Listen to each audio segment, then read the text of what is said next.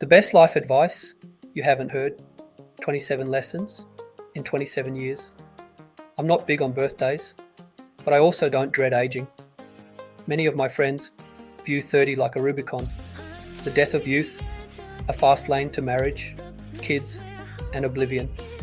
Here I am turning 27 this week, and I'm happier and more at peace than ever.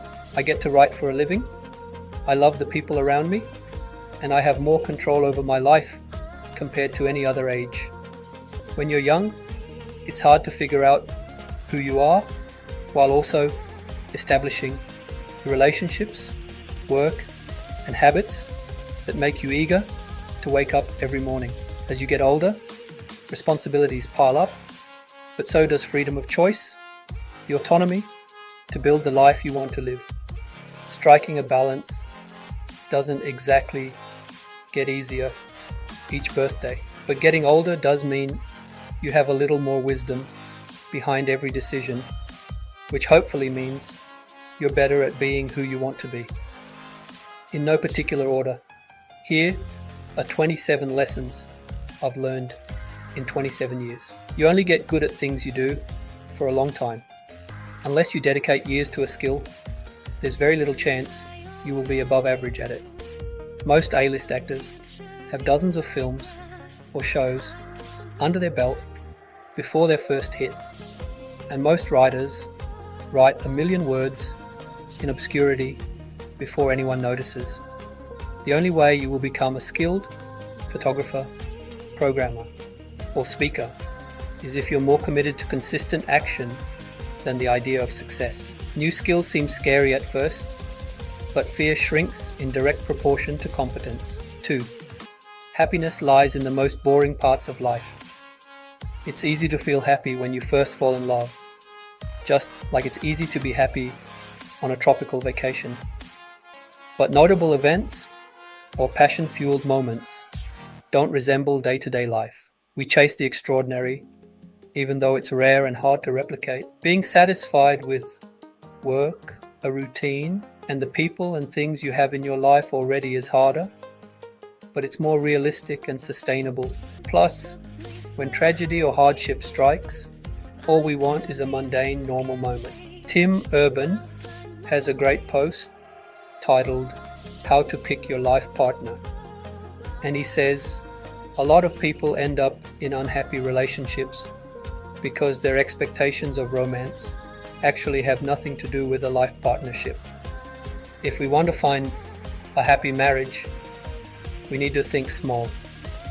We need to look at a marriage up close and see that it's not built out of anything poetic, but out of 20,000 mundane Wednesdays. 3. Don't postpone being the person you want to be. Annie Dillard said, how we spend our days is how we spend our lives. Flipping a switch into adulthood is a myth. Habits are hard to break, particularly when you impose an arbitrary deadline on them, i.e., I'll stop smoking when I have kids, I'll start working out when I turn 30, I'll start saving money when I get my next job. Maturity is a skill, and you get better at it the more you practice. Professionally or romantically, if you spend your time fooling around, you just get better at fooling around. 4. It takes time for your skills to catch up to your ambitions. I've always wanted to be a world-class writer, but for years, most of what I wrote was shit, and I knew it. Reading good books meant I could recognize a good story, but that's not the same thing as being able to recreate one myself. It took a long time for the quality of my work to catch up to my vision. Even now I have a ways to go. I started this website when I was 22, and it's only recently started to gain the traction I anticipated hitting years ago. Being the best at something largely comes down to outlasting everyone else. Most people lose patience before hitting their potential. The longer something takes to build, the more staying power it has. If you grew up speaking a second language, you know it takes a long time for it to disappear, even after years of neglect. The same is true for long-standing habits, projects, and relationships. A long history can prevent two incompatible people from leaving a toxic relationship, for example. It can also prevent good partners from splitting over one bad fight. 6. You should never be at home. That's according to Professor Scott Galloway, who says there's an inverse relationship between the amount of time spent at home and how successful you become. In one sense, if you spend most of your time home, it doesn't matter how smart, charismatic, or talented you are because no one's there to see it. Positive energy in a vacuum is meaningless, and it can't compound over time. Who we become, personally and professionally, is largely determined by how we exist in relation to others. Putting yourself around people and spending time in inspiring environments generates forward momentum that sitting at home can't replicate. 7. If you try to create something for everyone, you end up with something for no one. Whether it's a newsletter or baked goods or a sex toy. Earth cannot be your target audience. Too broad an aim leads to a vague and impersonal product or service. If you can't narrow your focus, consult your own interests. Write the book you want to read. Record the podcast you want to listen to. Use yourself as your ideal audience. 8. Focus is a superpower. With smartphones and social media, our attention is splintered more than ever before. Most of what we consume is garbage, and we forget almost all of it after a minute. News articles and books are getting shorter, and video trends from TikTok have made it to the big screen too. Hollywood producers know to make films that include more cuts per scene, decreased shot durations, and more motion. The least productive stretches of my life are when I juggle 6 projects and hold dozens of meetings a week. Those times feel productive, but very little of my efforts move the needle. It's unfocused and chaotic, with most of my tasks being prioritized by urgency rather than importance. Ideally, that balance is flipped, with urgent matters being tackled in bulk or delegated so you can focus on one important project at a time. The most successful people I've met are those who operate above the noise. 9. One-sided relationships take a long time to wither, especially for people who have known each other for a long time. The one who gives more feels resentful because there's no reciprocation, and one who doesn't try can feel resentful because the other person is too blind, dumb, or nostalgic to get the message. There's a saying, plants die more from overwatering than underwatering. The same is true for humans. 10. Pursue enjoyment. Be wary of pleasure. Think of everything you like to do, then see which of these 2 buckets they fall into. Pleasure is cheap and fast dopamine, the stuff you get without earning. TikTok videos, sugary foods, pornography, video games, one-night stands.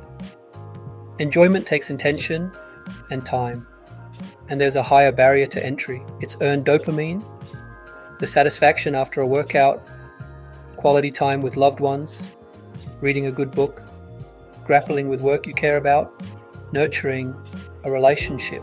Pleasure isn't evil or bad, but recognizing when you're chasing it can be helpful in determining whether you're playing long-term or short-term games. 11. Bad things happen way faster than good things. Making money, for example, requires time for compounding. Losing it does not. Building a reputation as a detail-oriented hard worker can take years, but it could dissolve on one bad rumor. I always liked the answer one of Hemingway's characters gave when describing how he went bankrupt. 2 ways, gradually, then suddenly. 12. There's no such thing as the right time to move cities, change jobs, or start a relationship. You'll usually know when you have to do something, but you'll rationalize, like hell, against changing the status quo.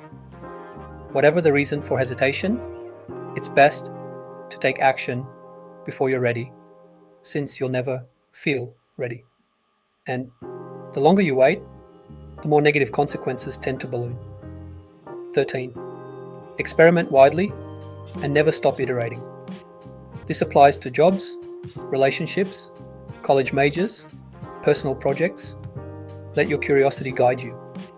Experimenting reminds you that you can be more than one thing in life and allow you to continuously reinvent yourself. Most people who end up doing what they love get there by iterating over and over until they find a niche or figure out what they're best at. It's not just good for figuring out what you love. Casting a wide net is also the most effective way to discover what you hate. 14. Don't pursue your passion. Build obvious advantages. There's something romantic about telling people you're pursuing your passions, though saying is easier than doing, especially for creative disciplines like art or music.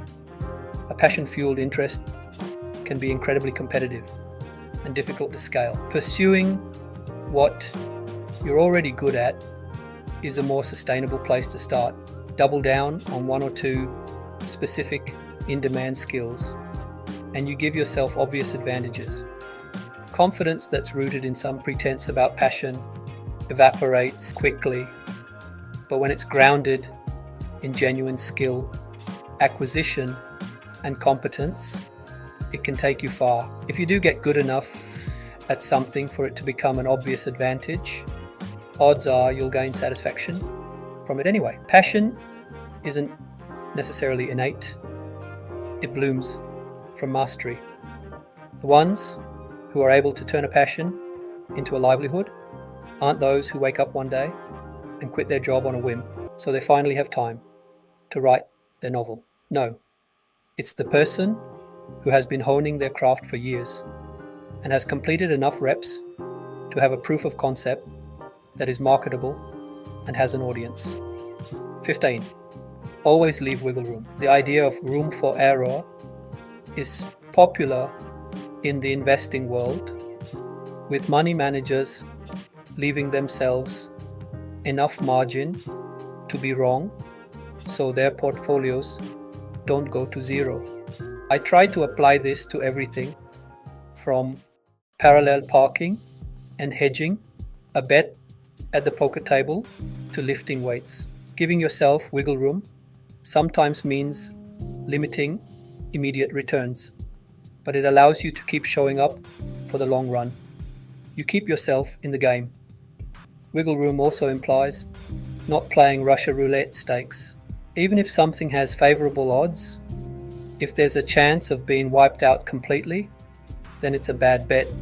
You don't want to lose when things go mostly right, but not perfect. 16. If you agree 100% with a single political party or ideology, you likely haven't thought deeply enough about your own values. The world is not black and white or red and blue. Mostly it's grey. I've met very smart people who are so gripped by politics that they stop asking themselves what they believe and instead prioritize how to best align with a group or ideology. The people I admire most interrogate their own beliefs without double-checking party lines. Aligning with a group or party is an easy, short-term game that anyone can win, but a long-term trap everyone will lose. 17. There's nothing wrong with a 9-to-5 job. There's also nothing wrong with founding a company or being an entrepreneur, but it shouldn't be done because it's trendy. There's wisdom in securing a steady income before building something on your own, as it grants you the safety net to fail and experiment. To that point, criticizing someone who's building a side hustle while working a day job is akin to shaming ambition. 18. Time passes even if you don't make the most of it. You can postpone a profession, degree, relationship, or side hustle all you want, but the years won't slow down. Maybe you don't want to write a book, because it'll take you 5 years. Or you don't want to sign up for a marathon because it'll take you 12 months to train. Well, that time goes by anyway. 19. Complainers are the loudest and least productive. Social media has minimized the consequences of whining and amplified those who have the most to complain about. There seems to be an inverse correlation between the amount someone complains and the amount of actual work someone accomplishes. Writers, for example, who pour their energy into complaining about the rise of ChatGPT are going to fall far behind those who put their head down and focus on their craft. 20. The internet presents a massive opportunity. Putting yourself out there has never been easier, and there have never been more hungry eyeballs. I've had job offers come from random people who stumbled upon my online writing. Starting a blog, podcast, or YouTube channel is free, just like in the physical world. If you show up with great work and honest intentions, you attract good opportunities and better people. This is the digital version of the idea. You should never be at home. 21. Consciously work to eliminate knee-jerk reactions. I'm not saying you should not care deeply about things, but the less control you have over your emotions, the less effective your communication, and the less power you have over your own mind in that moment. Usually, a knee-jerk reaction stems from some insecurity or ideology or a buried emotion. Define it to master it. 22. What if everyone did it? I found great wisdom in this question when I'm not sure what to do. It's rooted in the German philosopher Immanuel Kant's writing. He believed that for something to be good, it had to be universal. Loosely put, you shouldn't do something unless you believe it would be good if everyone did it.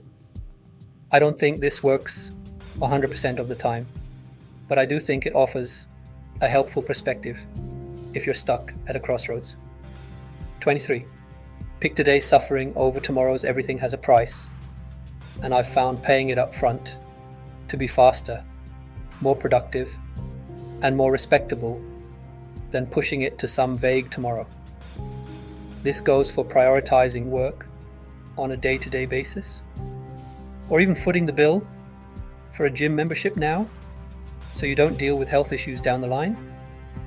Indeed, I'll be the first to admit, riding at night and on weekends for years while keeping a day job sometimes sucks.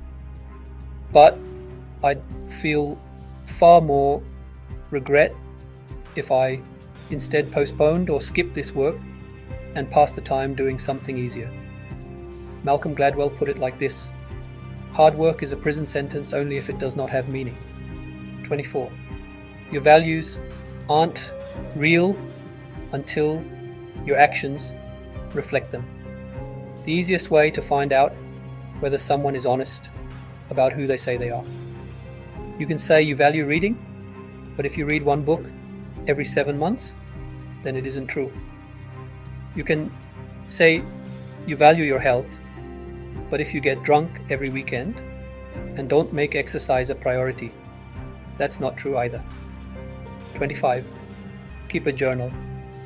You will forget most of what happens in your life. When you make a habit of writing about conversations and people and happenings, you become more observant, more grateful, and more aware of the life you lead. Daily or weekly, both work wonders. Your current self will thank you for better mental health, and your future self will thank you for the writing skills and autobiography. 26.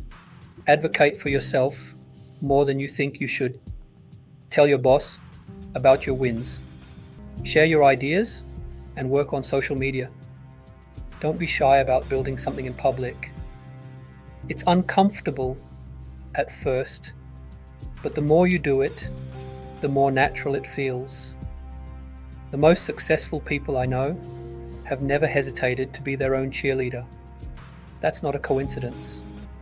Say, have you ordered a copy of my latest book, 27? You will never hear someone who's doing better than you speak negatively about you. The people who spread rumors, talk smack, and try to shame you on the internet aren't worth your time. People who lack competence, confidence, work ethic, or aim for low-hanging fruit usually gain pleasure in bringing others down to their level, while those who have done more than you are usually extremely generous with mentorship and teaching those who are interested in getting better.